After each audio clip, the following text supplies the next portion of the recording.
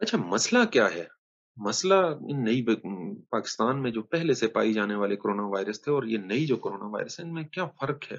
सबसे पहला और सबसे खतरनाक फ़र्क ये है कि जनूबी अफ्रीकन जो कोरोना वायरस की टाइप है, जो जनूबी अफ्रीका से आई, ये जनूबी अफ्रीका से ही ये टाइप पहले इंग्लैंड में भी गई है। अच्छा जी, वहाँ से भी हो सकता है ये हमारी तरफ आई हो ये टाइप।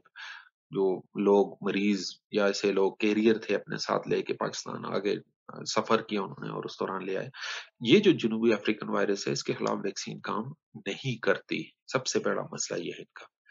और इसके अलावा पूरी दुनिया में जनूबी अफ्रीका और यूके के जो कोरोना वायरस है इसके लिहाज से बड़ी शदीद तशवीश पाई जाती है, क्योंकि अफ्रीकन और यूके वेरिएंट्स कोरोना वायरस के बहुत तेजी से मुंतकिल होते हैं। एक पर्सन टू पर्सन इनका जो है ट्रैवलिंग है या कंटेजियस नेचर है एक इंसान से दूसरे को लगने की, वो बहुत तेज है।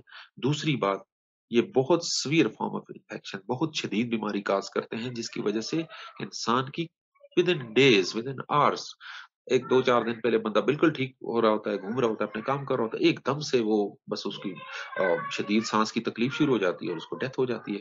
अच्छा, खुसूसी तौर पे अगला मसला वायरल स्ट्रेन्स का है, ये बच्चों में शदीद बीमारी करते हैं, जो कि इससे पहले पाकिस्तान में पाई जाने वाली पिछली स्ट्रेन्स में नहीं था, वायरस की इकसाम में नहीं था, बच्चों को इन्फेक्ट नहीं हो रहे थे उसमें।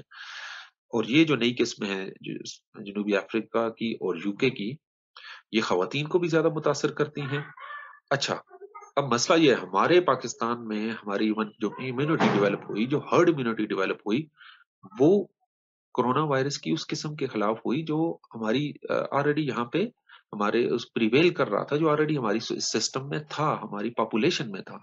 ये वायरसेस की जो स्ट्रेन्स हैं, जो नई आई हैं, ये बाहर से आई हैं, इसके खिलाफ हमारा इम्यून सिस्टम इसको नहीं पहचान पा रहा।